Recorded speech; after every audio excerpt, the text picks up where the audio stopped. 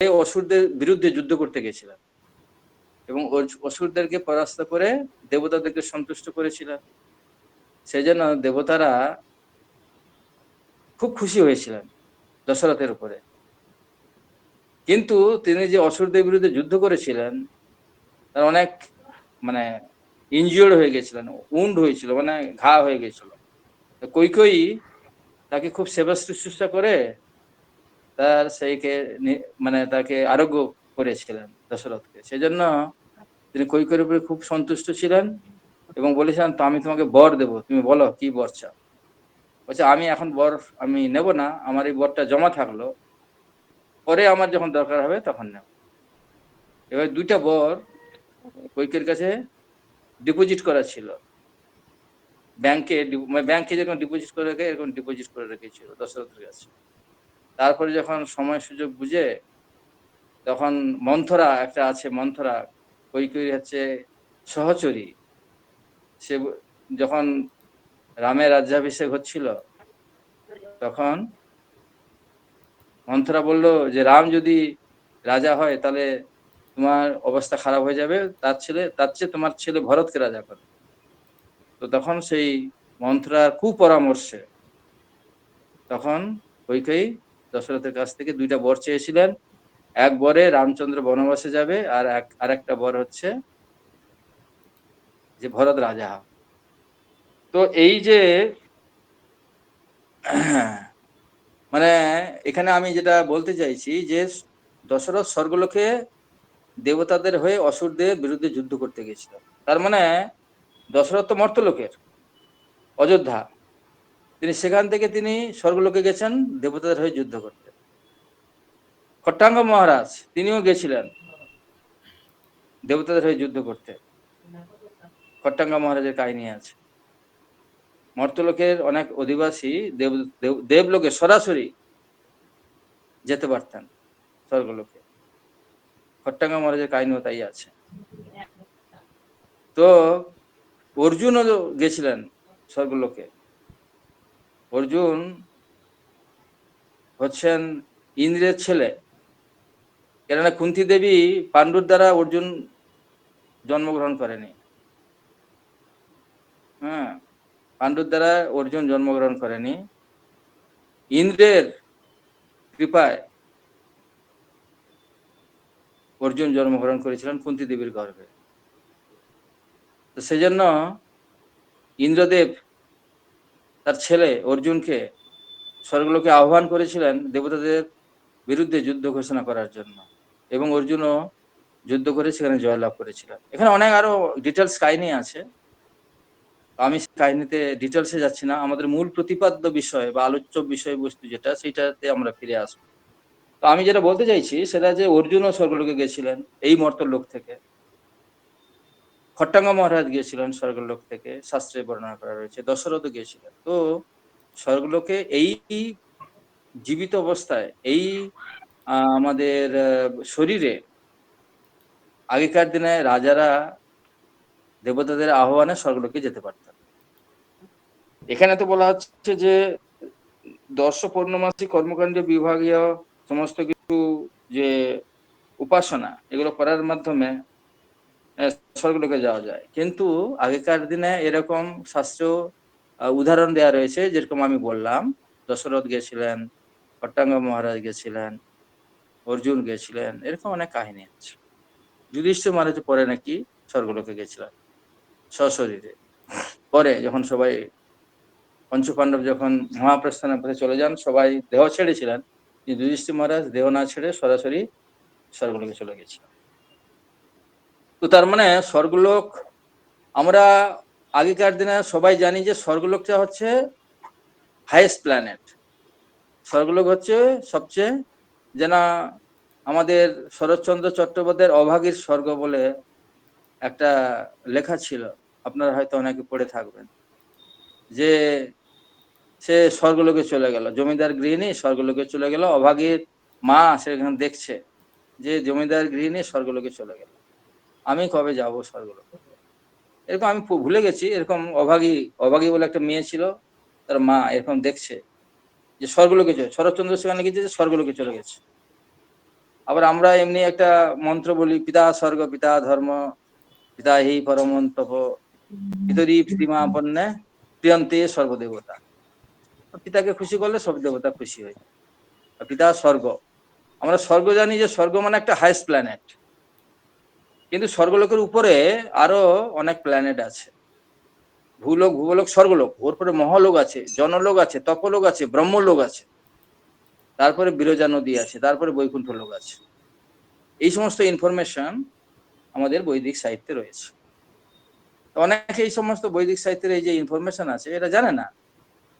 যেরকম খ্রিস্টান ধর্মে তারা বলে কি না আমরা যাব হেভেনে, যাব হেভেন, মৃত্যুর পরে আমরা হেভেন বা প্যারাডাইস মানে স্বর্গলোক, স্বর্গলোক আমরা যাব। তারা জানে স্বর্গলোক পর্যন্ত হাইস্ট প্ল্যানেট। আমাদের মুসলমানরা বলে কি না সেখানে আমরা বেহেস্তে যাব, বেহেস্ত। আর বেহেস্তে সেখানে হুরি দে, হুরি মানে সবসময় সুন্দরী মহিলা অপ্সরা, তাদের সঙ্গে সঙ্গ সুখ ভোগ করবো, বেহেস্ত, বেহেস্তে যাব। হ্যাঁ, বেহেস্তে যাবে কি জাহান্নামে যাবে সেটা তো পরের কথা, তো বেহেস্তে যাবে, ঠিক আছে। তো এইভাবে তারা মানে বেহেস্ত মানে স্বর্গ, বেহেস্ত মানে তারা স্বর্গলোক বলে। তো যদি বেহেস্তে যদি স্বর্গলোক হয় তাহলে আমাদের এরপরে যে আরো ওই যে প্ল্যানেট আছে ওরা তাতে কোনো কোনো রকমের ইনফরমেশন নেই, তো সেটা হচ্ছে কথা। কিন্তু প্রভুপাদ আমাদের গ্রন্থ থেকে আমাদের এই যে বৈদিক সাহিত্য থেকে আমরা দেখতে পাই, ব্রহ্মসংহিতাতে ব্রহ্মাজি এই ভগবানের লোকের বর্ণনা করেছেন। গোলক ধাম, গোলক নামনি নিজ ধামনি তলে চ তস্য দেবী মহেশ হরিধাম সুতে সুতেষু তে তে প্রভাব নিচয়া বিহিতাস্য যেন গোবিন্দমাদি পুরুষং তমহং ভজামি। গোলক ধাম আছে, গোলক ধাম আছে, হরিধাম আছে, মহেশ ধাম আছে, তারপরে দেবী ধাম আছে। তো এইভাবে এরা বিভিন্ন রকমের ধাম আছে, এটা ব্রহ্মসংহিতাতেও বর্ণনা করা রয়েছে, সমস্ত বৈদিক শাস্ত্রে এটা বর্ণনা করা রয়েছে।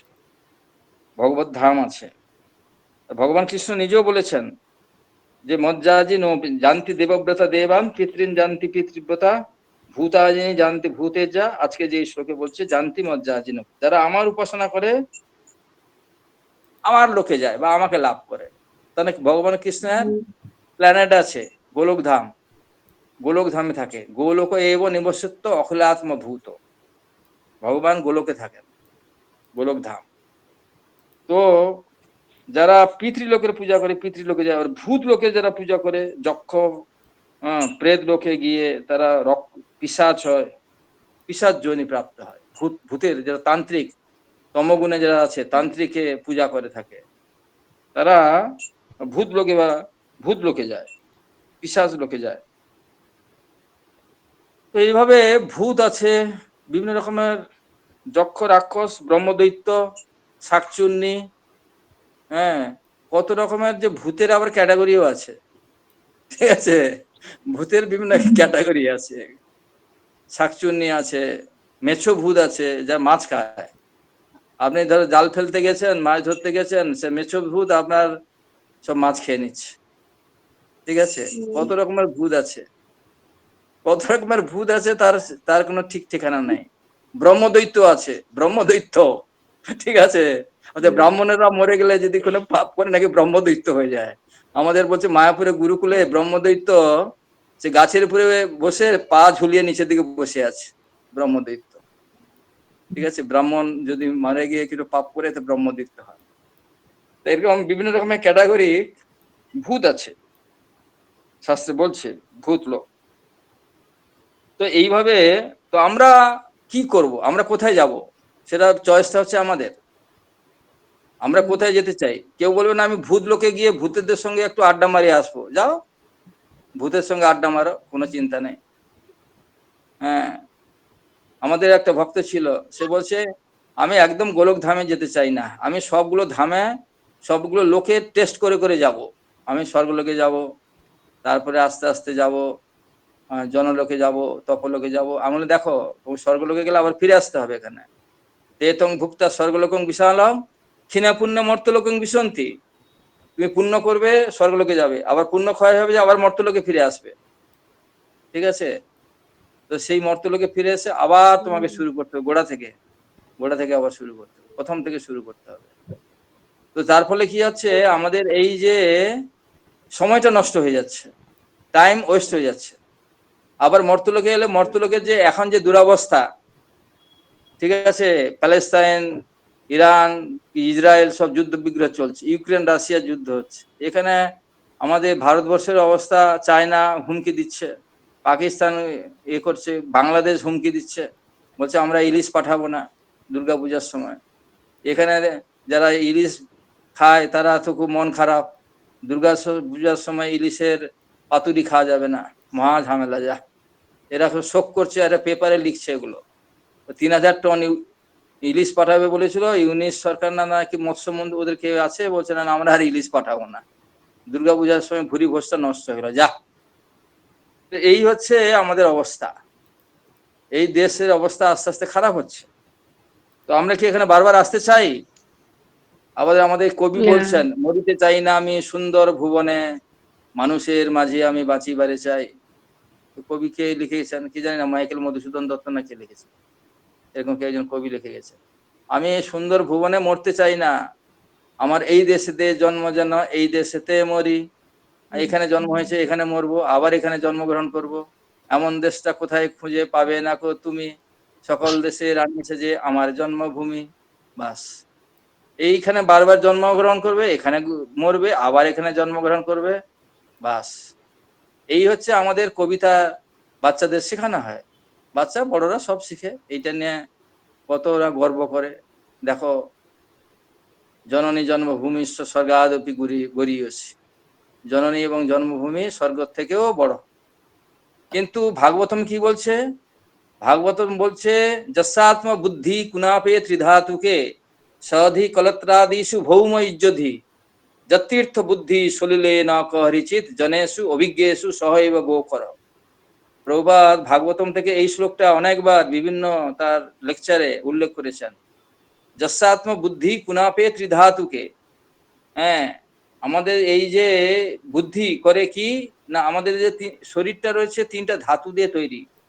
আয়ুর্বেদ শাস্ত্রে বলছে কফ পিত্ত বায়ু, এই 3টা ধাতু দিয়ে আমাদের ত্রিধাতুকে, যস্যাত্ম বুদ্ধি কুনাপে ত্রিধাতুকে, যে এই ত্রিধাতু দিয়ে তৈরি এই শরীরটাকে নিজের স্বরূপ বলে মনে করে। যস্যাত্ম বুদ্ধি কুনাপে সধি কলত্রাদিষু, সধি মানে সে তার নিজের স্ত্রী পুত্র পরিবারকে নিজের বলে মনে করে, স্ত্রী পুত্র কলত্রাদিষু, এ সবাই মনে করে এই হচ্ছে আমার স্ত্রী পুত্র, এই হচ্ছে আমার স্ত্রী, এ হচ্ছে আমার পুত্র, এ হচ্ছে আমার পুত্র, এরকম একটা বিশাল বড় একটা পোস্ট পেয়ে গেছে, বিশাল পণ্ডিত হয়েছে, এটা আমরা গর্ব করি। হ্যাঁ, এটা স্বাভাবিক করে সবাই। সধি কলত্রাদিষু, কলত্র আমাদের স্ত্রী পুত্র পরিবার, ভৌম ইজ্জতি, আমার এই যে ভূমি যেখানে জন্মগ্রহণ করেছি, এটা হচ্ছে, এটা নিয়ে আমরা, এটাকে আমরা পুজো করি, জননী জন্মভূমিষ্ঠ, আমরা আমাদের কি মাতৃভূমিকে পূজা করি, কেননা এই ভূমিতে আমরা জন্মগ্রহণ করেছি। এটা ঠিক, এটা পূজা করা কোনো খারাপ কিছু নয়, কিন্তু এর থেকে আরো হাইয়েস্ট কিছু প্রভুপাদ বলছেন, যেটা ভাগবতমে উল্লেখ করা রয়েছে। সেটা কি? ভৌম ইজ্জতি, আমরা যে জন্মভূমিতে জন্মগ্রহণ করেছি সেটাকে আমরা ইজ্জতি মানে পুজো করি। যস্যাত্ম বুদ্ধি কুনাপে ত্রিধাতুকে সধি কলত্রাদিষু ভৌম ইজ্জতি, যথার্থ বুদ্ধি সলিলে, আমরা তীর্থযাত্রা করতে যাই, সেখানে গিয়ে স্নান করতে যাই, যেমন ধরুন এবারে কুম্ভ মেলা আসছে, এইবারে 25শে কুম্ভ মেলা আসছে, কুম্ভ মেলা প্রয়াগে পূর্ণ কুম্ভ স্নান করতে যাবে, সলিলে স্নান করতে যাচ্ছে পবিত্র নদীতে, কিন্তু সেখানেকার মাহাত্ম যদি সাধু ঋষি মুনি, মানে যারা মুনি বা ঋষি যারা রয়েছে বা গুরু রয়েছেন তাদের কাছ থেকে যদি শ্রবণ না করে, তাহলে ওই তীর্থক্ষেত্রে যেয়ে কোনো লাভ নাই। তীর্থক্ষেত্রে গিয়ে কোনো লাভ নাই, কেবলমাত্র জলে ডুবকি মারার জন্য, স্নান করার জন্য যাচ্ছে, কিন্তু ওই জায়গার মাহাত্ম শ্রবণ না করে, তাহলে যা তীর্থ বুদ্ধি সলিলে, যা তীর্থ বুদ্ধি আছে, সলিল মানে জল, সলিল, জলের সলিলটাকে সংস্কৃতে জল বলে, মানে জল বাংলায়, সংস্কৃতে সলিল বলে। যা তীর্থ বুদ্ধি সলিলে, তীর্থ বুদ্ধি কি না সলিলে স্নান করে আমি পবিত্র হব, যতীর্থ বুদ্ধি সলিলে না করিচিত জনেশু। এই সমস্ত মানুষজন, এদেরকে কি বলা হয়? গোখর। ভাগবতম কথা অনুসারে এরা গরু আর গাধা। এদেরকে গরু এবং গাধার সঙ্গে, গো মানে গরু আর খর মানে গাধা। যারা এই আমাদের 3টা ধাতু দিয়ে তৈরি এই শরীরটাকে যারা মনে করে যে আমি কপিত্ত বায়ুর শরীরটা, এই থলি, একটা থলি দিয়ে তৈরি এই শরীরটাকে বলে আমি, এটা তার স্বরূপ বলে মনে করে। যস্যাত্মবুদ্ধি কুনাপে ত্রিধাতুকে সাধি কলত্রাদি ইস্যু, এবং তার পুত্র পরিবার, এটা হচ্ছে আমার, আমি আমার। আর আমি এই জন্মভূমিতে জন্মগ্রহণ করেছি, এই যে ভূমি, এটা হচ্ছে পূজনীয়, ইজ্জতি মানে পূজনীয়। হ্যাঁ, এবং যারা সলিলে যায় মানে তীর্থযাত্রা করতে যায় কেবলমাত্র অবগাহন করতে, স্নান করতে, কিন্তু সে জায়গার মাহাত্ম্য শ্রবণ করে না, তাহলে তাদেরকে গরু এবং গাধার সঙ্গে তুলনা করা হচ্ছে শাস্ত্রে। তার মানে কি, আমাদের এই যে আমরা এতটার মধ্যে সীমিত থাকবো না। ভৌম ইজ্জতি, আমার জন্মভূমি, আমি ভারতবর্ষে জন্মগ্রহণ করেছি। আমি যদি আবার রাশিয়াতে জন্মগ্রহণ করি, আমি বলবো রাশিয়ান। প্রভুপাদ বলছেন এই যে লর্ড মাউন্ট ব্যাটেনের নাকি কে খুব, আমাদের ভারতে তাদের নাম বলবো না, সে খুব ভক্ত ছিল। হ্যাঁ, সে তার ভক্ত ছিল যখন ব্রিটিশ শাসন চলছিল, তখন তারা সে ভক্ত ছিল, তখন বলছে যে ওই বিদেশি বাড়ির কুকুর হয়ে জন্মগ্রহণ করবে এ ভারতের ওই লোকটা। আমি জানি না কে বলছে, জওহরলাল নেহরু নাকি, জওহরলাল নেহরুর কথা বলছে, যে ওই মাউন্ট ব্যাটেনের, হ্যাঁ, বাড়ির কুকুর হয়ে জন্মগ্রহণ করবে। তো এটা মানে কি? এটা মানে হচ্ছে যে আমরা যে আসক্ত কোনো একটা বিষয়ের প্রতি, সেই আসক্ত হলে তখন আমাদের সেরকম ধরনের দেহ প্রাপ্ত হতে হবে, এই কথাটাই বলা হচ্ছে। তা আমরা কোনো একটা দেশের প্রতি আমাদের স্বরূপটা কি? শাস্ত্রে মহাপ্রভু বলছেন, সনাতন গোস্বামী যখন মহাপ্রভুকে জিজ্ঞেস করছেন, কে আমি কেন মোরে যারে তাপত্রয়, ইহা নাহি জানি কেমনে হিত হয়। আমি কে, কেন আমাকে এই চিতাব জ্বালায় দগ্ধীভূত হচ্ছে, এটা আমি জানি না, তাহলে তবু আমাকে, হ্যাঁ, এটা আমি জানি না, তবে আমার কি করে মঙ্গল সাধন হবে, হিত সাধন কি করে হবে, মঙ্গল সাধন? তখন মহাপ্রভু বলছেন, জীবের স্বরূপ হয় কৃষ্ণ নিত্য দাস, কৃষ্ণের তটস্থা শক্তি ভেদাভেদ প্রকাশ। আমরা জীব হচ্ছে ভগবানের নিত্য সেবক, এটা হচ্ছে আমার আইডেন্টিটি। আমরা প্রভুপাদ অনেকবার তার ক্লাসে বলছেন, আমরা আমেরিকান নই, আমরা ভারতীয় নই, আমরা রাশিয়ান নই, আমরা আফ্রিকান নই। আমাদের পরিচয় কি না, আমরা কৃষ্ণের সেবক, সবাই কৃষ্ণের সেবক। তো এই যদি আমাদের আইডেন্টিটি হয়, তাহলে এই দেশে দেশে যুদ্ধ বিরোধ, আমার জন্মভূমি, আমার এটা বর্ডার, চায়না অরুণাচল, চায়না বলছে অরুণাচলটা হচ্ছে আমাদের, হ্যাঁ, এখানে পাকিস্তান কাশ্মীর আমাদের, বাংলাদেশ বলছে কি থ্রি নেক, একটা কি নেক, নেক বাই কি নেক আছে একটা, নেক মানে কি হেন নেক কি নেক, কি একটা যে বর্ডার আছে সেটা বলছে বাংলাদেশ, চিকেন এটা নেক, নিয়ে নেবো। চিকেন নেক, হ্যাঁ, চিকেন নেক, হ্যাঁ চিকেন নেক। চিকেন। তো এই যে বর্ডার, এই বর্ডার, এই যে সমস্ত নিয়ে দ্বন্দ্ব দ্বন্দ্ব চলছে, তো এগুলো কি, এগুলো তো সব মানে সংকীর্ণতা। আমরা সবাই যদি কৃষ্ণের সেবক হই, আমাদের এই যে সীমা, আমাদের যে এই যে বাস্তু কি সীমানা নিয়ে, বা একটা প্রতিবেশী একটা বাস্তু নিয়ে একে অপরের সঙ্গে ঝগড়া করছে, লড়াই করছে, তো আমরা কৃষ্ণের সেবক, আমরা এখানে এই টেম্পোরারি জগতে এসেছি, তো আমরা এখান থেকে বেরিয়ে যেতে পারি রক্ষা, সেই জন্য আমাদের এই প্রিপারেশন নিতে হবে। এই মনুষ্য শরীরটা লাভ করেছি, এটার জন্য আমাদের প্রিপারেশন নিতে হবে। তো আমি এইগুলোকে একটু ইলাবোরেটলি একটু ব্যাখ্যা করলাম। তো আমি আবার আসল পয়েন্টে ফিরে আসি, যে আর প্রভুপাদ বলছেন অন্যান্য ধর্ম সেগুলো হচ্ছে স্মল ডিকশনারি। স্মল ডিকশনারি মানে স্বর্গলোক পর্যন্ত ওদের ইনফরমেশন আছে, তার বাইরে উপরে আর কিছু নেই। কিন্তু আমাদের যে সনাতন ধর্মের যে গ্রন্থাবলী বা শাস্ত্র রয়েছে, এটা হচ্ছে বড় ডিকশনারি। এখানে আরো অনেক ডিটেলস ইনফরমেশন আছে, জনলোক, তপলোক, ব্রহ্মলোক, বিরজা, বৈকুণ্ঠ, গোলোক, এই সমস্ত ইনফরমেশন আমাদের বাইবেল কিংবা কোরআনে নেই, কিংবা ত্রিপিটক, যে বৌদ্ধদের ধর্মগ্রন্থ নাকি ত্রিপিটক, সেখানেও নেই। বিভিন্ন এর তো ওদের ও স্বর্গলোক পর্যন্ত আছে, বাস ওইখানে কাজ শেষ। কিন্তু আমাদের আরো ভাস্ট নলেজ আমাদের বৈদিক সাহিত্য থেকে পাই আমরা। তো সেই জন্য আমাদের এই যে স্বর্গলোকে, আর যারা কৃষ্ণলোকে, এখানে প্রভুপাদ বলছেন যে কৃষ্ণলোক আছে, শুদ্ধ ভক্ত কৃষ্ণলোক বা বিষ্ণুলোক প্রাপ্ত তারা হবেন। যারা কৃষ্ণলোকে বিষ্ণুলোকের পূজা করছেন তারা বিষ্ণুর পূজা করছেন, তারা বিষ্ণুলোকে যাবেন। কৃষ্ণ পূজা করছেন, কৃষ্ণলোকে যাবেন। এই যে ধাম, এটা রয়েছে শাস্ত্রে, তাই বর্ণনা করা রয়েছে।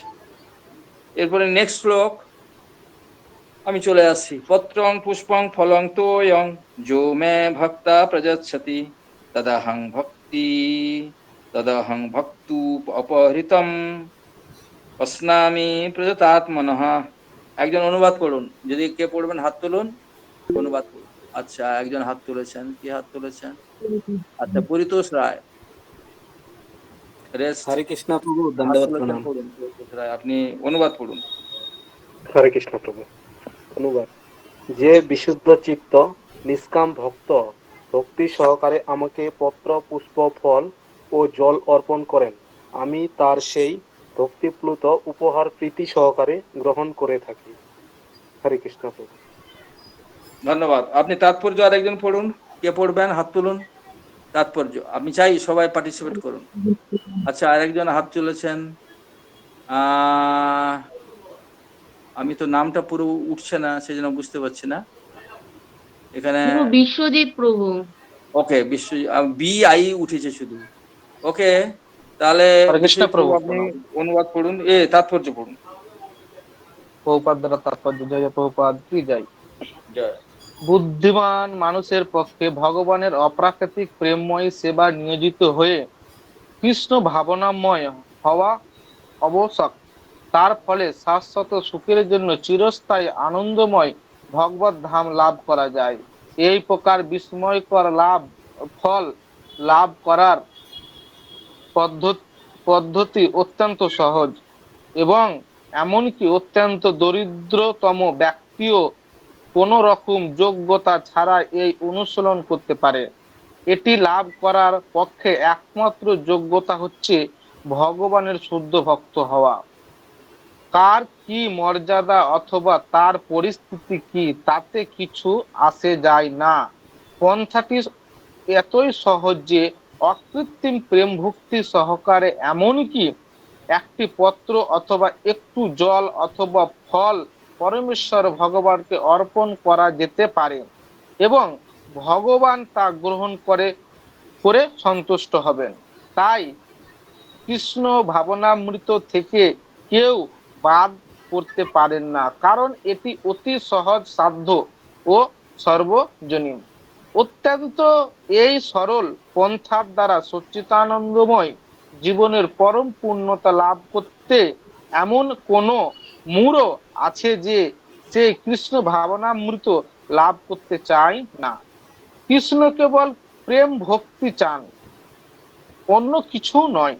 কৃষ্ণ তার শুদ্ধ ভক্ত থেকে এমনকি একটি পত্র গ্রহণ করেন। তিনি অভক্তের কাছ থেকে কোনো রকমের নৈবেদ্য গ্রহণ করেন না। তার কারো কাছ থেকে কোনো কিছুর প্রয়োজন নেই, কারণ তিনি হচ্ছেন স্বয়ং সম্পন্ন। কিন্তু তবুও প্রীতি ও ভালোবাসার বিনিময়ে তিনি তার ভক্তের নৈবেদ্য গ্রহণ করেন। কৃষ্ণ ভাবনায় বিকাশ সাধন করাই হচ্ছে জীবনের পরম সিদ্ধি।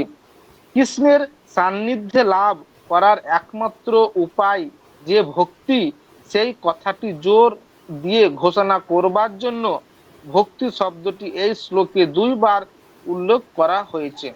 অন্য কোনো উপায়ে, যেমন কেউ যদি ব্রাহ্মণ হয়, শিক্ষিত পণ্ডিত হয়, ধনী বিত্তশালী হয় অথবা বড় দার্শনিক হয়, তবুও তারা কৃষ্ণকে কোনো কিছু নৈবেদ্য গ্রহণ করাতে অনুপ্রাণিত করতে পারেন না। ভক্তির মৌলিক বিধান ব্যতীত কারো কাছ থেকে কোনো কিছুই গ্রহণ করাতে ভগবানকে কেউ অনুপ্রাণিত করতে পারেন না। ভক্তি হচ্ছে অহেতুকী, পন্থাটি হচ্ছে শাশ্বত। এটি পরম তত্ত্বের প্রতি প্রতি প্রত্যক্ষ সেবা সম্পাদন। প্রভু আগে পড়ি। আরেকজন পড়ুন। আমরা চাই অনেকেই যদি পার্টিসিপেট করেন ভালো হয়। আরেকজন পড়ুন, হাত তুলুন যিনি পড়বেন।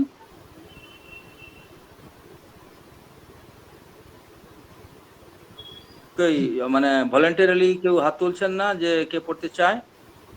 ওকে, পড়ছি প্রভু। একজন হাত তুলেছেন, ওই পরিতোষ রায়।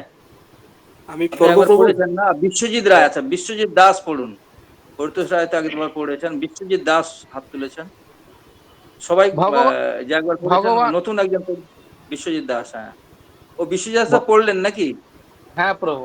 হ্যাঁ প্রভু। ও আপনি পড়েছেন, পরিতোষ রায়ও পড়েছেন। আমি চাই নতুন নতুন আরো অনেকে যাতে পার্টিসিপেট করে। আর কেউ? ওকে, আরেকজন হাত তুলেছেন, নামটা হচ্ছে নিরঞ্জন হরে বর্মন। কৃষ্ণ প্রভু। নিরঞ্জন বর্মন, আপনি পড়ুন। ভগবান শ্রীকৃষ্ণ। হরে কৃষ্ণ প্রভু, ধন্যবাদ, প্রণাম। হ্যাঁ, আপনার ভিডিওটা অন করুন। ভিডিও অন করে পড়লে আপনার আপনার শ্রীমুখ সবাইকে দর্শন করান। এই বল। হরি বল। ভিডিওটা অন করুন। ওকে, হরে কৃষ্ণ। এবারে আপনি পড়ুন। তো পড়ছি। ভগবান শ্রীকৃষ্ণই যে একমাত্র ভোক্তা, আদি পুরুষ ও সমস্ত জ্ঞানের পরম লক্ষ্য, এটি প্রতিপন্ন করার পর এই শ্লোকে তিনি বলেছেন কি ধরনের যোগ্যতার প্রতি উৎপাদন করে। যদি কেউ হৃদয়কে নির্মল করার জন্য এবং জীবনের পরম প্রয়োজন প্রেমময়ী ভগবত সেবা লাভ করার জন্য ভক্তিযোগে নিয়োজিত হবার অভিলাষী হয়, তাহলে তাকে জানতে হবে ভগবান তার কাছ থেকে কি প্রত্যাশা করেন। যিনি শ্রীকৃষ্ণকে ভালোবাসেন তিনি তাকে কেবল তার প্রিয় বস্তুই অর্পণ করেন এবং তার অবাঞ্ছিত অথবা প্রতিকূল বস্ত্র অর্পণে বিরত থাকেন। তাই মাছ, মাংস, ডিম কখনোই শ্রীকৃষ্ণকে অর্পণ করা উচিত নয়। যদি শ্রীকৃষ্ণ চাইতেন যে এই সমস্ত দ্রব্যগুলি তাকে অর্পণ করা হোক, তাহলে তিনি সেই কথা বলতেন, কিন্তু তার পরিবর্তে তিনি স্পষ্টভাবে বলেছেন যে পাতা, ফল, ফুল, জলই যেন কেবল তাকে অর্পণ করা হয়। এই প্রকার ভোগ সম্বন্ধে তিনি বলেছেন যে আমি সেগুলো গ্রহণ করব। তাই আমাদের বোঝা উচিত যে তিনি মাছ, মাংস, ডিম কখনোই গ্রহণ করেন না। শাকসবজি, অন্ন, ফল, দুধ ও জল মানুষের উপযুক্ত আহার, এবং ভগবান শ্রীকৃষ্ণ স্বয়ং সেই বিধান দিয়ে গেছেন। এই সমস্ত সাত্বিক সামগ্রী ব্যতীত আমরা যদি অন্য কিছু আহার করি তবে তা কখনোই শ্রীকৃষ্ণকে নিবেদন করে তার প্রসাদরূপে গ্রহণ করা যায় না, কারণ তিনি কখনোই তা গ্রহণ করেন না। অতএব যদি আমরা মাছ, মাংস আদি নিষিদ্ধ পদার্থ ভগবানকে অর্পণ করি তাহলে তা প্রেমময়ী সরি প্রেমময়ী ভগবতীর প্রতিকূল আচরণ ভগবত করা হবে। ভক্তির প্রতিকূল আচরণ করা হবে। হ্যাঁ, ভগবত ভক্তি। হরে কৃষ্ণ। আর একটু পড়ো। ধন্যবাদ। আচ্ছা, আরেকজন পড়ুন। আরেকজন পড়ুন আরেকটা প্যারাগ্রাফ। নতুন কে পড়বেন, হাত তুলুন। হ্যাঁ, একজন হাত তুলেছেন, হ্যাঁ পড়ুন।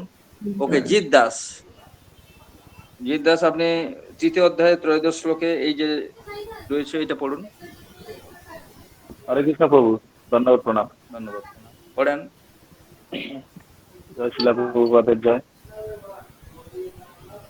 তৃতীয় অধ্যায়ের ত্রয়োদশ শ্লোকে ভগবান শ্রীকৃষ্ণ ব্যাখ্যা করেছেন যে কেবলমাত্র যজ্ঞা বিশিষ্ট অন্নই শুদ্ধ এবং পারমার্থিক জীবনে উন্নতি সাধনে ও মায়ার বন্ধন থেকে মুক্তি লাভের অভিলাষী মানুষের জন্য সেটি যথার্থ আহার্য। ভগবান সেই একই শ্লোকে বলেছেন যে তাকে উৎসর্গ না করে যারা খাদ্য আহার করে তারা কেবল পাপ বক্ষণ করে। পক্ষান্তরে বলা যায় তাদের প্রতিটি গ্রাস তাদেরকে মায়ার জটিল আবর্তে নিমজ্জিত করে। কিন্তু কেউ যদি সুন্দর নিরামিষ ব্যঞ্জন প্রস্তুত পূর্বক শ্রীকৃষ্ণের প্রতি প্রীতি অথবা ইচ্ছা বিগ্রহকে তা নিবেদন করে, বন্দনাপূর্বক সেই সামান্য নৈবেদ্য গ্রহণ করার জন্য প্রার্থনা করে, তবে তার জীবনে উত্তরোত্তর উন্নতি সাধিত হয়, দেহ শুদ্ধ হয় এবং স্বচ্ছ চিন্তা ভাবনার জন্য মস্তিষ্কে সূক্ষ্ম কোষের উৎপত্তি হয়। সর্বোপরি এই সমস্ত ভোগ প্রেম ভক্তি সহকারে নিবেদন করতে হবে। সমগ্র সৃষ্টিতে সবকিছুর একমাত্র অধিকারী হওয়ার জন্য আমাদের উৎসর্গকৃত ভোগ গ্রহণ করার আবশ্যকতা শ্রীকৃষ্ণের নেই, কিন্তু তার প্রতি উৎপাদনার্থে তার উদ্দেশ্যে অর্পিত নৈবেদ্য তিনি গ্রহণ করেন। ভোগ তৈরি এবং নিবেদন করার জন্য গুরুত্বপূর্ণ বিষয়টি হচ্ছে এই যে তা শ্রীকৃষ্ণের উদ্দেশ্যে প্রেম ভক্তি সহকারে সম্পাদন করা উচিত। ওকে, ধন্যবাদ। লাস্ট প্যারাগ্রাফ আরেকজন পড়ুন, যিনি পড়বেন। আমাদের টাইম চলে যাচ্ছে, তাড়াতাড়ি আরেকজন হাত তুলুন যে লাস্ট প্যারাগ্রাফ পড়বেন, তারপর আমরা একটু আলোচনা করব। লাস্ট প্যারাগ্রাফ কে পড়ছেন? হ্যাঁ, একজন হাত তুলেছেন। কে হাত তুলেছেন? সৌমিত্র দত্ত। সৌমিত্র দত্ত, হরে আপনি কৃষ্ণ। আপনার হরে ভিডিও অন কৃষ্ণ, করুন। প্রভু করছি। হ্যাঁ, পড়েন, ভিডিওটা অন করেন, পড়েন লাস্ট প্যারাগ্রাফ। নির্বিশেষবাদী দার্শনিকেরা যারা মোহাচ্ছন্ন হয়ে মনে করে যে পরম তত্ত্ব ইন্দ্রিয়বিহীন, ভগবদ্গীতার এই শ্লোকটি তাদের বোধগম্য হয় না। তাদের কাছে এটি কেবল রূপক অলঙ্কার মাত্র, অথবা তারা এটিকে গীতার প্রবক্তা শ্রীকৃষ্ণ যে একজন সাধারণ মানুষ তার প্রমাণ বলে মনে করে। কিন্তু যথার্থ সত্য হচ্ছে যে পরমেশ্বর ভগবান শ্রীকৃষ্ণ দিব্য ইন্দ্রিয় সম্পন্ন। শাস্ত্রে বলা হয়েছে যে তার প্রতিটি ইন্দ্রিয় যে সমস্ত ইন্দ্রিয়ের কাজ করতে সক্ষম, সেটি হচ্ছে শ্রীকৃষ্ণের অদ্বয় পরম তথ্য বলার অর্থ। তিনি যদি ইন্দ্রিয়বিহীন হতেন তাহলে তাকে সরৈশ্বর্যপূর্ণ বলা হতো না। সপ্তমধ্যে শ্রীকৃষ্ণ বলেছেন যে তিনি দৃষ্টিপাত করার মাধ্যমে জড়া প্রকৃতির গর্ভে জীবদের প্রেরণ করেন। যেমন ওই ভোগ অর্পণ করে ভক্ত যখন প্রেমময়ী প্রার্থনার দ্বারা ভগবানকে তা নিবেদন করেন, ভগবান তখন তা শুনতে পান এবং তিনি তখন তা গ্রহণ করেন। আমাদের মনে রাখা উচিত যে তিনি হচ্ছেন পরম তত্ত্ব, তাই তার শ্রবণ করা, ভোজন করা এবং স্বাদ আস্বাদন করার মধ্যে কোনো পার্থক্য নেই। ভক্তই কেবল ভগবান শ্রীকৃষ্ণের বর্ণনা অনুসারে ভগবানের স্বরূপ উপলব্ধি করে থাকেন, অর্থাৎ তিনি ভগবানের বর্ণনার কদর্থ করেন না। তাই তিনি জানেন যে অদ্বয় পরম তত্ত্ব ভোগ আহার করেন এবং তার ফলে তিনি আনন্দ উপভোগ করেন। হরে কৃষ্ণ। তো এখানে বলছেন যে ভগবদ্গীতার এই যে শ্লোক পত্রং পুষ্পং ফলং টং, যে আমাদের ভগবানকে পাতা, পাতা মানে তুলসী পাতা দিতে হয়, আমাদের তুলসী পাতা দিয়ে অর্পণ করতে হয়। পত্র, পুষ্প, ফল, তবে জল, শাকসবজি, এগুলো ভগবান গ্রহণ করে থাকে। যদি কি হয় না, ভক্তি সহকারে, যে সমস্ত নিষ্কাম ভক্ত, এখানে ভক্তিযুক্ত চিত্ত হয়ে বিশুদ্ধ চিত্ত, আর এখানে ক্রাইটেরিয়া আছে দুইটা, বিশুদ্ধ চিত্ত হতে হবে, আমাদের চিত্তটা শুদ্ধ হতে হবে, আর নিষ্কাম ভক্ত, যার কোনো কামনা বাসনা নাই। এই সমস্ত ভক্ত যদি ভক্তি সহকারে এই যে শাকসবজি, ফল, জল, হ্যাঁ, এবং পত্র, তুলসী পত্র, এরকম ফুল ভগবানকে নিবেদন করে থাকেন, ভগবান সেটা গ্রহণ করে। তার সেই ভক্তিপ্লুত মানে ভক্তি, এখানে এখানে প্রভুপাদ বলছেন ভক্তিটাকে দুবার বলা হচ্ছে। যেমন পত্রং পুষ্পং ফলং তোয়ম যৌমে ভক্তা, ভক্তা মানে যারা ভক্ত আর কি, ভক্তি সহকারে। আবার তদহং ভক্তি উপহিতম, তদহং ভক্ত উপহিতম, ভক্তি সহকারে।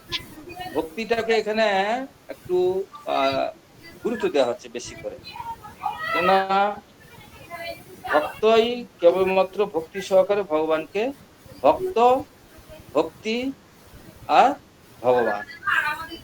ভক্ত হচ্ছে এখানে সাধক, আর আমরা কাকে সাধনা করছি? সাধ্য বস্তুকে, ভগবান। আর কি মাধ্যমে সাধনা করছি? ভক্তির মাধ্যমে। ভক্ত ভক্তি ভগবান, ভক্ত ভক্তির মাধ্যমে ভগবানকে আরাধনা করছে। ভক্তিটা হচ্ছে মেন।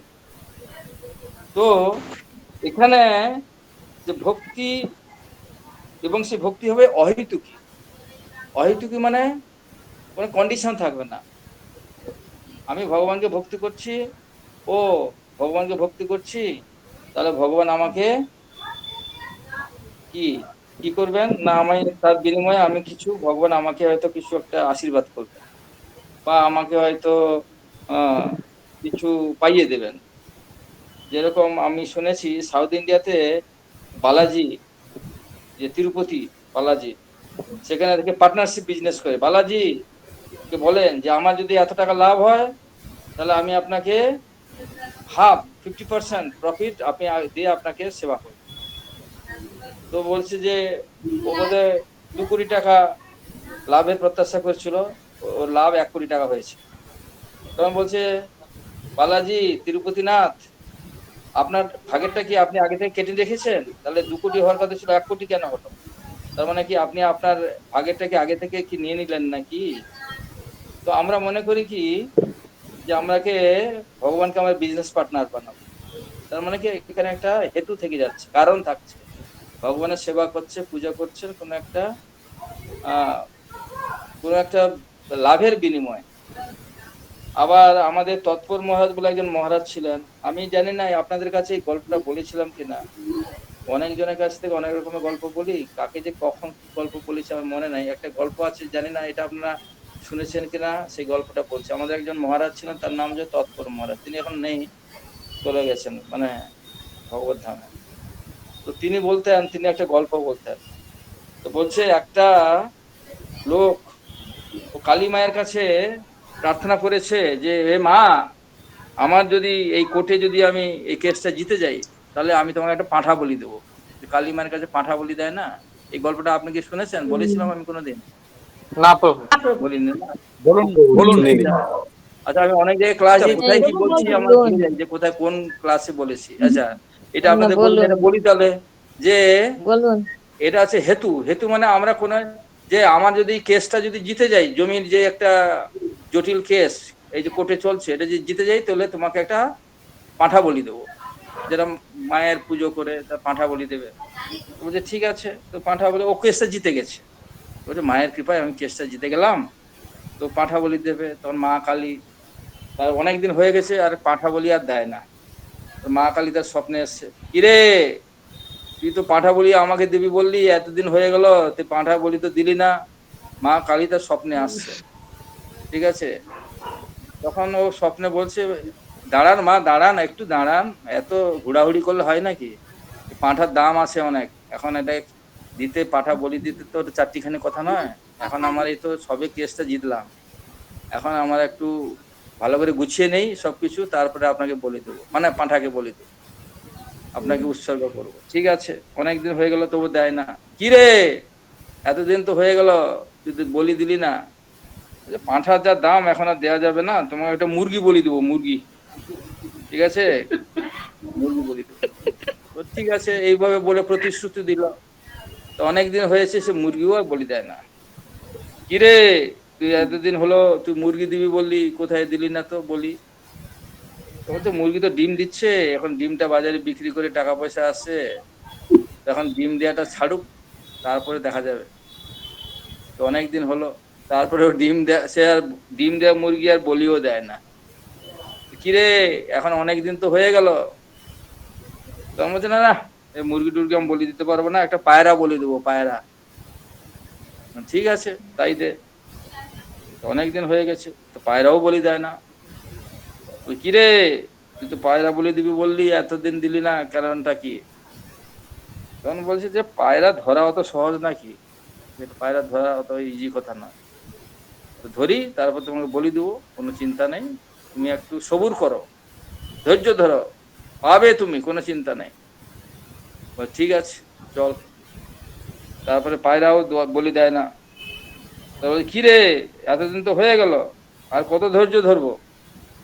ওই তোমাকে একটা মাছি বলি দেবো, মাছি, মানে আস্তে আস্তে ছোট হচ্ছে আর কি জিনিসগুলো। তো বলছে মাছি, বলছে মাছি বলি দিবি, ওই ঠিক আছে তাই দে, যাক তাই দে। তখন বলছে তোমার এত খাওয়ার কেন শখ, এত মাছি চারিদিকে ঘুরে বেড়াচ্ছে, একটা মাছি ধরে মুখে ভরে দাও, তাহলে তো আমাকে আর বলি দিতে লাগে না। তোমার তোমার দেখছি মাছি খাওয়ার জন্য তুমি আমাকে একটা বিতব্যস্ত, কি বলে, ব্যতিব্যস্ত করছো। হ্যাঁ, তো এইটা হচ্ছে তৎপর মাঝের গল্প। এটা হচ্ছে কি, আমরা কোনো কিছু বিনিময়ে আমরা মায়ের কাছে একটা কি বলি দেওয়ার, মানে একটা ইয়ে করি, কি বলে, ট্রানজাকশন করি, বিজনেস ট্রানজাকশন করি, ঠিক আছে। তো এটা এটা অহেতুকি ভক্তি নয়। অহেতুকি মানে আমার ভগবানের কাছে কোনো চাওয়া পাওয়া নাই। অহেতুকি একটা ভাগবতমের শ্লোক আছে যে অহেতুকি অপ্রতিহতা যো আত্মা সুপ্রসিদ্ধতি। হ্যাঁ, যে ওই প্রথম লাইনটা হচ্ছে অন্নাভিলাষিতা শূন্যম জ্ঞান কর্মাদি অনাবৃতম, না না এটা না, আনুকূল্য কৃষ্ণ অনুষ্ঠ ভক্তি উত্তম, এটা এটা না, সবই না, যত ভক্তির অধস্য যে অহেতুকি অপ্রতিহতা য আত্মা সুপ্রসিদ্ধ। হ্যাঁ, ওরা প্রথম লাইন ওয়ার্ডটা আমি ভুলে যাচ্ছি, সেখানে বলছেন যে আমাদের ভক্তি করা উচিত যে ভগবানের ইন্দ্রিয়ের যে অতীত, ভগবান যে অদক্ষ, যাকে ইন্দ্রিয় দিয়ে ভগবানকে আমরা বুঝতে পারি না, সেই ভক্তিটা অহেতুকি হতে হবে, মানে কোনো রকমের কারণ থাকবে না। আমি ভগবানকে ভালোবাসি, আমি ভগবানকে ভালোবাসি বলে ভালোবাসছি, তাকে পুজো করছি, তাকে ভোগ লাগাচ্ছি, তার জন্য আমার কোনো চাওয়া পাওয়া নেই, কোনো চাওয়া পাওয়ার আশা করি না। তো সেইটা হচ্ছে কোনো হেতু নেই, কোনো কোনো কারণ নেই, ভগবানকে ভালোবাসি কোনো কিছু কারণ ছাড়া। আর অপ্রতিহতা মানে কোন রকমের কোনো, ও আজকে ভগবানের ভক্তি করলাম, তারপরে আর 3 দিন করলাম না, কি আজকে একটু 16 মালা জপ করলাম, তারপরে আমার জপমালাটাকে পার্কিং প্লেসে রেখে দিয়েছি, আর জপ করার নামগন্ধ নাই, এরকম না, প্রত্যেক দিন করতে হবে। অপ্রতিহতা মানে কোন রকমের ইন্টারাপশন চলবে না, সেটা হচ্ছে উত্তম ভক্তি, সেটা হচ্ছে অহেতুকি ও যে আত্মা সুপ্রসিদ্ধ, তাহলে আমাদের আত্মা প্রসন্ন লাভ করবে। যেমন আমরা যদি কোনো কারণ ছাড়া ভগবানকে ভক্তি করি, এখানে ভক্তিটাকে মুখ্য প্রতিপাদ্য বিষয়, এবং সেটা রেগুলার বেসিসে করতে হবে, অপ্রতিহতা, কোন রকমের ছেদ থাকলে চলবে না, বা কি বলে, কোন রকমের মানে অপ্রতিহত গতিতে, মানে কোন রকমের এই ফ্লোটা, ভক্তির ফ্লোটা যেন চলতেই থাকে, বাধাপ্রাপ্ত যেন না, প্রত্যেক দিন করতে হবে। আপনি ভাবছেন যে আমি একদিন খেয়ে নেবো বেশি করে, তারপর দিন না খেলেও চলবে, এরকম হয় কি? হয় না, আপনাকে প্রতিদিন খেতে হচ্ছে। কি প্রতিদিন আমরা যেমন রেগুলার কিছু কাজ যেগুলো করি আমরা করতে আছি, কেবল ভক্তিটা যে আমরা জবটাকে সেটা সেরকম প্রতিদিন করতে হবে। যেরকম আমরা প্রত্যেকদিন খাবার খাই, আমরা প্রতিদিন ঘুমাই, প্রতিদিন স্নান করি, তো সেরকম প্রতিদিন আমাদের জপ করতে হবে। এটা আমাদের রুটিনের মতো করে নিতে হবে। তাহলে কি হবে? কারণ ভগবান তাতে প্রসন্ন। আর ভগবান এখানে বলছে মাছ, মাংস, ডিম এগুলো খান না, ঠিক আছে। আর এটা ভগবদ গীতার শ্লোক বলছে, যদি আমরা যজ্ঞ শিষ্ট সিনা সন্তু মুচ্চন্তে সর্বকিল বিষয় ভুঞ্জতি অভং পাপা যে পচ্ছন্তি আত্মকারণা। ভগবদ গীতার শ্লোক এখানে অনুবাদ প্রবাদে এখানে উল্লেখ করেছেন যে ভগবানের জন্য আমাদের যে রান্না হচ্ছে সেটা ভগবানের জন্য রান্না করা উচিত। আর সেই জন্য নিজের জন্য যদি রান্না করে সেটাকে ভগবানকে নিবেদন না করে যদি গ্রহণ করে, তাহলে প্রতিগ্রাসে সে পাপ খায়, পাপ, প্রতিগ্রাসে পাপ। যে পচ্ছন্তি মানে যে পাপ করে, আত্মকারণাৎ মানে নিজের জন্য, আত্ম মানে নিজে, কারণাৎ মানে নিজের জন্য। চতুর্থী ভক্তি, এখানে কারক ভক্তি যারা পড়েছেন জানেন, আমার জন্য, আত্মকারণাৎ, নিজের জন্য যখন রান্না করি, ভগবানকে ভোগ নিবেদন না করি, এই নিজের জন্য, সেটা হচ্ছে কি না, সেইটা হচ্ছে ভক্তি নয়, সেটা পাপ খাচ্ছি আমরা। ভুঞ্জতি তু অভং পাপা, আমরা ভুঞ্জতি মানে ভোজন করি, পাপ খাচ্ছি আমরা যদি ভগবানকে নিবেদন না। যদি আমরা নিজের জন্য রান্না বান্না করে ভোগ করি, ভগবানকে নিবেদন না করি, তাহলে সেটা পাপ খাওয়া হয়, এটা ভগবদ্গীতাতে ভগবান বলছে। তো সেই জন্য আমাদের সমস্ত কিছু খাদ্যবস্তু, এবং সেই খাদ্যবস্তু যেন হ্যাঁ মাছ, মাংস, ডিম এগুলো হবে না। বলছে ঠিক আছে আমি ইলিশ মাছ খাবো কিন্তু তুলসী পাতা দিয়ে ভোগ লাগাবো, ওরকম হবে না। তুলসী পাতা দিয়ে ভোগ লাগিলে হয়ে গেল, এরকম হবে না। বলছে আমি চা খাই কিন্তু তুলসী পাতা একটা ছেড়ে দিই, তুলসী পাতা ছেড়ে দিয়ে চা খাই, তখন তুলসী পাতা দিলে আর এটা শুদ্ধ হয়ে গেল না, এরকম হবে না। আপনাকে আমাদের এটা করা যাবে না, সেটা এখানে বলছি। তো এই আহার যদি শুদ্ধ হয় তাহলে দেহ শুদ্ধ হবে। আমাদের টিস্যুগুলো যে আছে, আমাদের সেল আছে, যে সেলগুলো বা কোষ এটাকে কোষ বলা হয় জীবন বিজ্ঞানে, যেটাকে কোষ বলা হয় সেল। আমাদের অসংখ্য মিলিয়ন বিলিয়ন ট্রিলিয়ন কোষ দিয়ে আমাদের শরীরটা তৈরি আছে। এই সেলগুলো শুদ্ধ হয়, প্রত্যেকটা সেল শুদ্ধ হবে, টিস্যুগুলো শুদ্ধ হবে। আহার শুদ্ধি, সত্য শুদ্ধি, ধ্রুবা স্মৃতি, স্মৃতিলম্বে সর্বগ্রন্থি নাম বিপ্রমোক্ষ। আমাদের বলছে আহার শুদ্ধি করলে তখন আমাদের শরীরটা শুদ্ধ হবে, আর শরীর যদি শুদ্ধ হয় আমাদের চেতনা শুদ্ধ হবে, আমাদের কোষগুলো শুদ্ধ হবে, টিস্যুগুলো শুদ্ধ হবে। এটা খুব সায়েন্টিফিক ওয়েতে ভগবান আমাদেরকে এইভাবে বলছেন।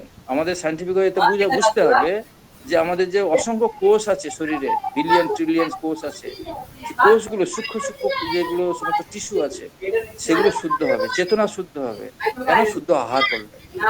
আর সে শুদ্ধ আহার যখন করবো তখন কি হবে? তখন আমাদের চেতনা, চিন্তা ভাবনাও শুদ্ধ হবে। তা নাহলে তো বদমাইশি চিন্তা ভাবনা হবে। বদমাইশি চিন্তা, কেন? বদমাইশি খাবার খাচ্ছে, বদমাইশি চিন্তা ভাবনা হচ্ছে। এই আজকের যে সারা বিশ্বে এই যে অশান্তি, কেন? তারা তো যা পারে তাই খাচ্ছে। চায়নারা সব খায়, সাপ, ব্যাং, যা পাচ্ছে সব খাচ্ছে। ব্যাং আগে বিক্রি হতো, ব্যাং ধরে ওই ব্যাং বিক্রি করে নিয়ে যেত। ব্যাঙের কে নিয়ে ওরা ভালো করে হলুদ দিয়ে মাখিয়ে ওরা ব্যাং ভাজা খেত, ঠিক আছে? আগে বিক্রি হতো, ধরতো লোকে, সোনা ব্যাং, কোলা ব্যাং, নাকি সোনা ব্যাংটা বোধহয় ভালো, হ্যাঁ সোনা ব্যাং, কোলা ব্যাং, এরকম বিভিন্ন ব্যাং আছে। তো সব খায়, তো তার বুদ্ধিটা কি হবে? বুদ্ধি তো শুদ্ধি নেই, বুদ্ধি শুদ্ধি হচ্ছে না।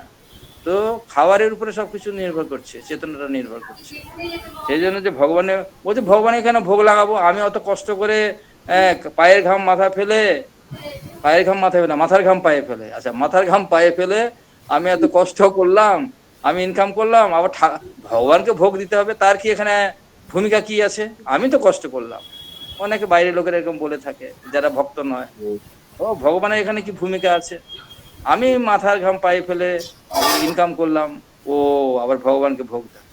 আরে ভগবান তোকে খেয়ে ফেলছে নাকি সবকিছু? তুমি তো সেটা খাবে, ভগবানের ভোগ শুদ্ধ হচ্ছে সেটা। হ্যাঁ, কিন্তু ভগবান ভোগ গ্রহণ করেন, এখানে বলছে ভগবান তার যে কোনো অঙ্গ দিয়ে যে কোনো অঙ্গের সেবা করতে পারেন। চোখ দিয়ে তিনি ভোজন করতে পারেন। এই জন্য ব্রহ্মসংগীতে রয়েছে, অঙ্গানি যস্য সকলেন্দ্রিয় বৃত্তিমন্তি পশ্যন্তি পান্তি কলয়ন্তি চিরং জগন্তি আনন্দ চিন্ময় সদুজ্জ্বল বিগ্রহস্য গোবিন্দমাদি পুরুষং তমহং ভজামি। ভগবান তার যে কোনো অঙ্গ দিয়ে যে কোনো অঙ্গের সেবা করতে পারে, চোখ দিয়ে ভক্ষণ করতে পারে। আমরা চোখ দিয়ে খেতে পারি না, আমরা চোখ দিয়ে দর্শন করতে পারি, কান দিয়ে আমরা শ্রবণ করতে পারি, কিন্তু ভগবান যে কোনো ইন্দ্রিয় দিয়ে যে কোনো ইন্দ্রিয়ের সেবা করতে পারে। ভগবান ইক্ষণের মাধ্যমে কোনো একটা সৃষ্টি করতে পারে, ভগবান চাই।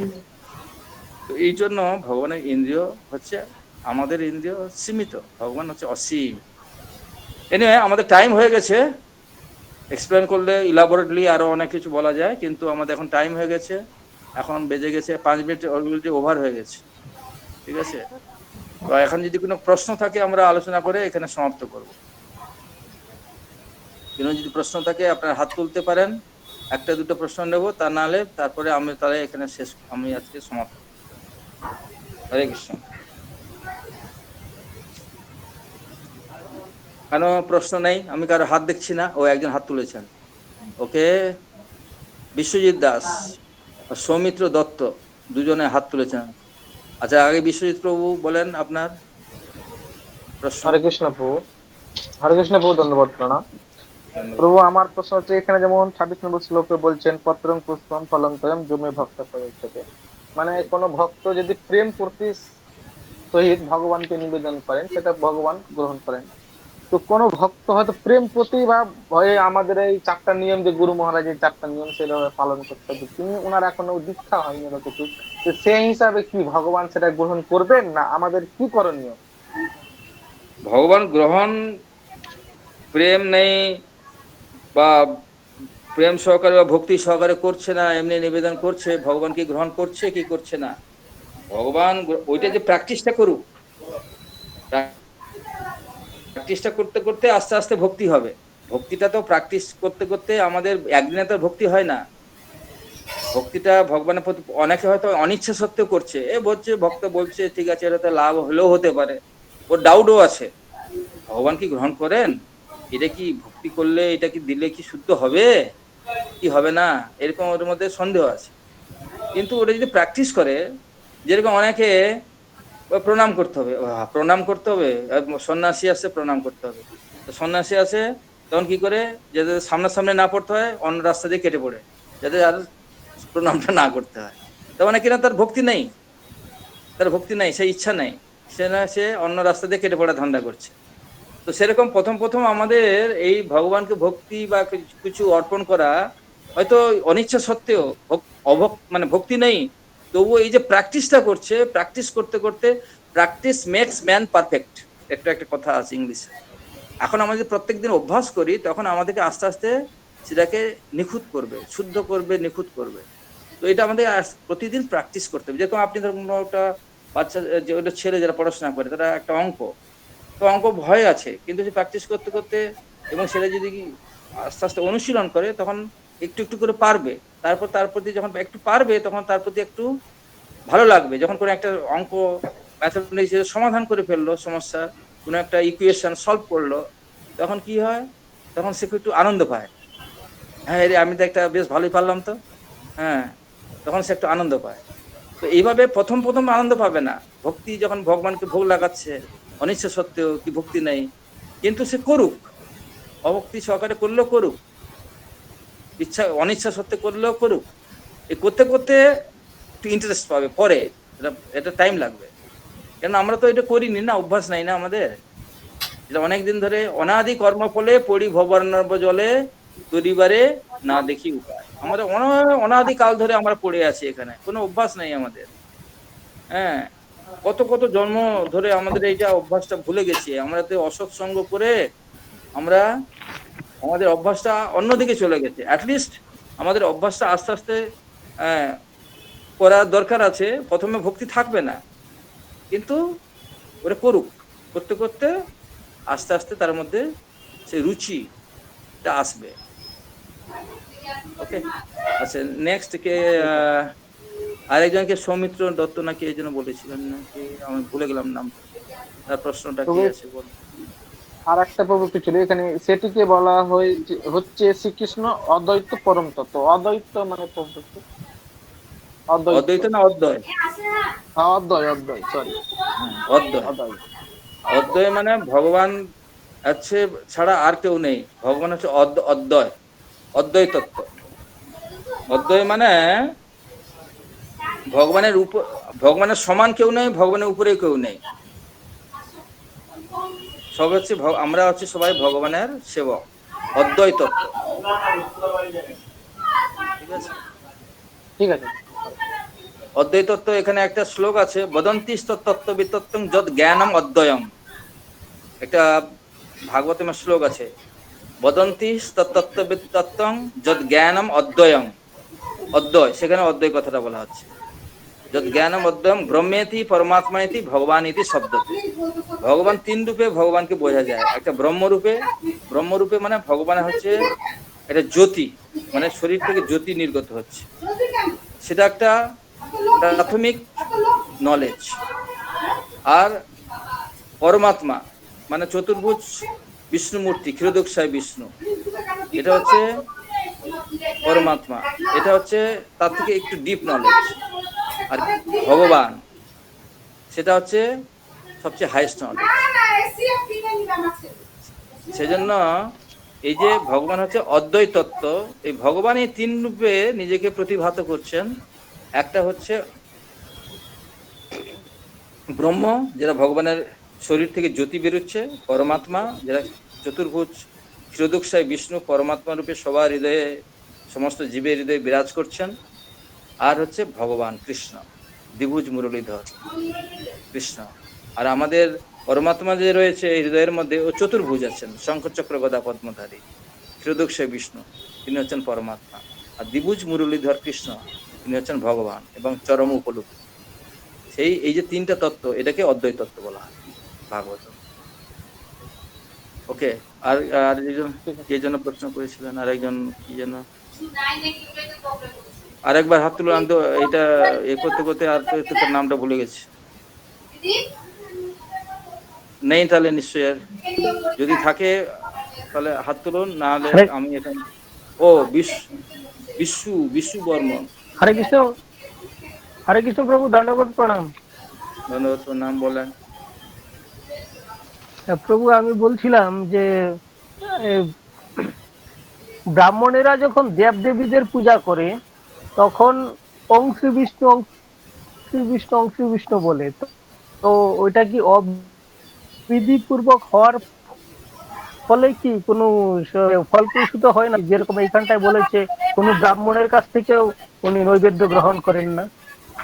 হরে কৃষ্ণ। না না না, অ্যাকচুয়ালি অনেক সময় এই যে দুর্গাপূজা হয় না, তাদের নিয়ম হচ্ছে প্রথমে ওরা শালগ্রাম শিলাতে পূজা করে।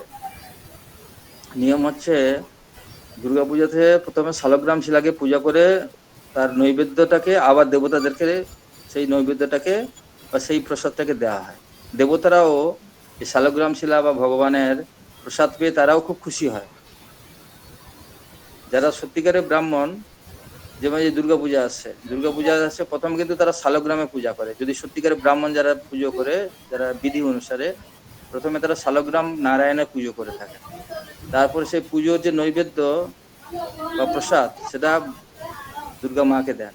দুর্গা মা তাতে আরো বেশি প্রসন্ন হয়, কেননা দুর্গা মা হচ্ছে বৈষ্ণবী, তিনিও বিষ্ণুর উপাসক, বৈষ্ণবী। যেরকম বলা হচ্ছে না, হ্যাঁ, দুর্গা মার বিভিন্ন নাম আছে, বৈষ্ণবী, নারায়ণী, হ্যাঁ, শিবে স্তম্ভকে সাদিকে শরণ্যে স্তম্ভকে গৌরী নারায়ণী নমস্তুতে। একটা মানে দেবী দুর্গার একটা মন্ত্র আছে, একে নারায়ণী বলা হয়, বৈষ্ণবী বলা হয়। তো তিনিও বিষ্ণু ভগবানকে মানে, ঠিক আছে। তো প্রথমে কি করা হয়, যারা সত্যিকারের ব্রাহ্মণ তারা কিন্তু আমাদের শালগ্রাম শিলার পুজো করেন প্রথমে। তারপরে সেই পুজো নৈবেদ্য বা প্রসাদ ভগবান মানে দেবী দুর্গাকে দেন। তখন দেবী দুর্গা বা নারায়ণী বা বৈষ্ণবী তিনি সেটাকে আনন্দের সহকারে গ্রহণ করেন। তখন কি করেন, তখন তাহলে সেটা অবিধি হচ্ছে না, সেটা বিধি হচ্ছে, কেন ভগবানকে প্রথমে তো নিবেদন করছে, ঠিক আছে। এটা হচ্ছে তার প্রকৃত ভাবে পূজা হচ্ছে। যেরকম আপনাকে আর একটা বলি, আমাদের মায়াপুরে বা আমাদের আগে যখন বিবিটি ছিল, সেখানে অনেক আমাদের বিবিটি প্রেস যখন ছিল, বই প্রিন্টিং হতো, সেখানে সব মেশিন পত্র ছিল, সেখানে বিশ্বকর্মা পুজো হতো। তো বলছে বিশ্বকর্মা তো একজন দেবতা, তার আমাদের ইস্কনে প্রিন্টিং প্রেসে এখানে বিশ্বকর্মা পূজা হয়। কিন্তু সেখানে বিশ্বকর্মা পুজো কিরকম হতো, সে আগে কৃষ্ণ পূজা হতো, কৃষ্ণ পূজা করে তারপরে সেই প্রসাদটা বিশ্বকর্মাকে দেওয়া হতো, তারপরে সেই প্রসাদ আবার ভক্তরা খেত। তো অনেকে বলে যে ভক্তরা তো দেবতাদের প্রসাদ খায় না, কিন্তু ওটা তো দেবতার প্রসাদ নয়। তো প্রথমে তো ভগবানকে নিবেদন করা হয়েছে, তারপর বিশ্বকর্মাকে দেওয়া হয়েছে, তারপর প্রসাদ হয়েছে। যেরকম আরেকটা আমি আপনাকে উদাহরণ দিচ্ছি, এই যে জগন্নাথ পুরীতে ভগবান জগন্নাথের যখন পুজো করা হয়, ভোগ অফারিং করা হয়, তারপর বিমলা দেবীকে সেই প্রসাদ নিবেদন করা হয়। বিমলা দেবী হচ্ছে দুর্গা দেবী। তারপরে সেই প্রসাদটা আনন্দবাজারে বিক্রি হয় বা সবাই সে জগন্নাথের ভোগ কিনে নিয়ে খায়। প্রথমে কিন্তু জগন্নাথের ভোগ হয়।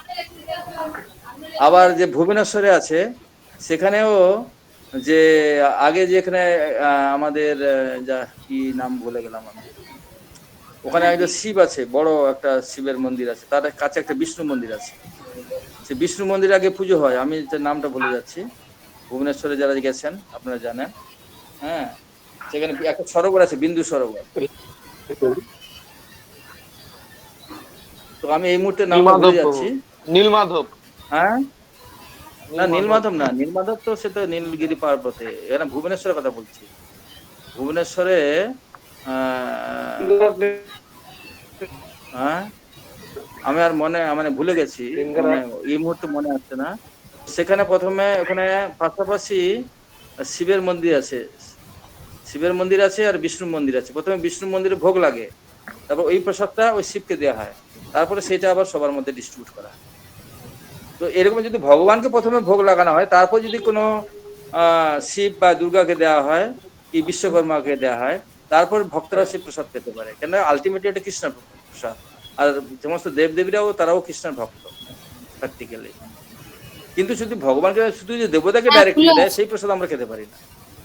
কিন্তু এটা শাস্ত্রের বিধান আছে যে প্রথমে, এই যেমন জগন্নাথ পুরীতে, এর আবার অনেক স্টোরি আছে। এই যে বিমলা দেবীকে কেন ভোগ লাগানো হলো, সে প্রসাদের মহাপ্রসাদের একটা লীলা আছে, যেটা এখন সময় নেই, আমি বলবো না। প্রথমে এই যে বিমলা দেবীকে জগন্নাথ বলছে যে আমার প্রসাদ হওয়ার পরে তোমাকে, তারপরে তুমি সেই প্রসাদ পাবে, তারপরে সবাই পাবে। তো সেই জন্য জগন্নাথ মন্দির যখন প্রথম ভোগ হয়, জগন্নাথ মন্দিরে ভোগ হয়, তারপর বিমলা দেবী মানে দুর্গার আরেকটা নাম। তো তারপরে তাকে ভোগ লাগানো